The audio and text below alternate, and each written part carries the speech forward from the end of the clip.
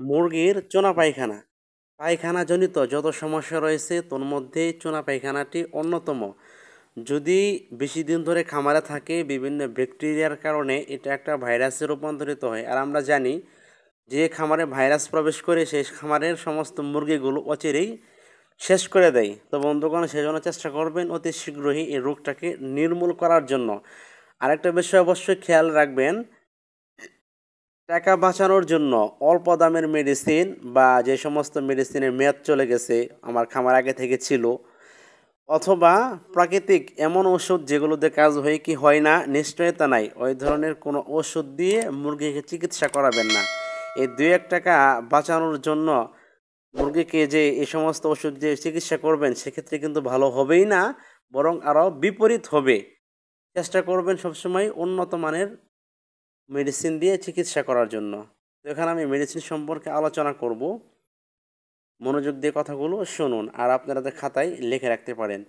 1 number হলো কোসোমিক্স plus. এটা 1 গ্রাম 1 litre পানি সকাল বিকাল 5 দিন পর্যন্ত। 2 নম্বরে নেফটনিক অথবা লিভাভিটা অথবা লিভারটনিক গ্রুপের যে কোনো একটা ভালো মেডিসিন। এটা 1 মিলি 1 লিটার পানি সকাল বিকাল 5 দিন পর্যন্ত। 3 নম্বরে থাকছে স্যালাইন, যেটা আমরা মানুষরা খেয়ে থাকি। একটা স্যালাইন 1 লিটার পানি দিনে একবেলা দিবেন 3 দিন পর্যন্ত।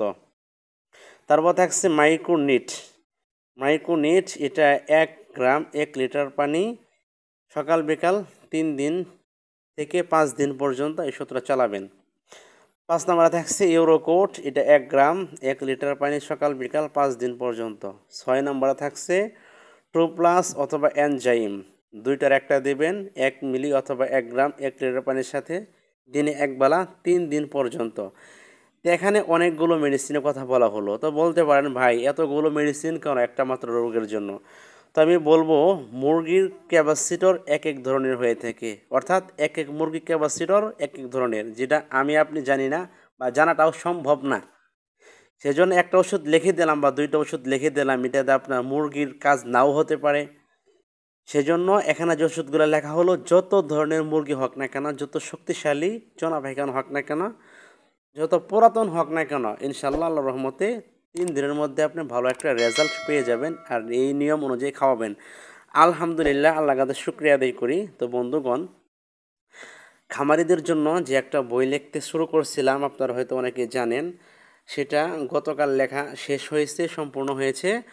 আপনারা যারা কিনতে চান খামার সংক্রান্ত বিষয়ে, টাইগার সোনালী, দেশি এবং মিশরীয় ফাউমি, এই 4টা মুরগি খুব ভালোভাবে পালন করতে পারবেন এবং সেখানে প্রত্যেকটি বিষয়কে উপস্থাপন করা হয়েছে যেগুলো খামারে সমস্যা হয়ে থাকে, আর খুব সুন্দরভাবে সেখানে বোঝানো হয়েছে।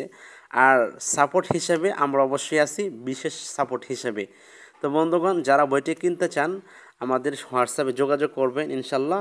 যারা আমাদের অডিয়েন্স আছে, যারা আমাদের ভিডিওকে প্রতিনিয়ত দেখে, যারা আমাদের চ্যানেলকে সাবস্ক্রাইব করছে, শুধুমাত্র তাদের জন্য আমরা একটা ছাড়ের ব্যবস্থা রাখছি। তাদের জন্য বিশেষ একটা ছাড় রয়েছে।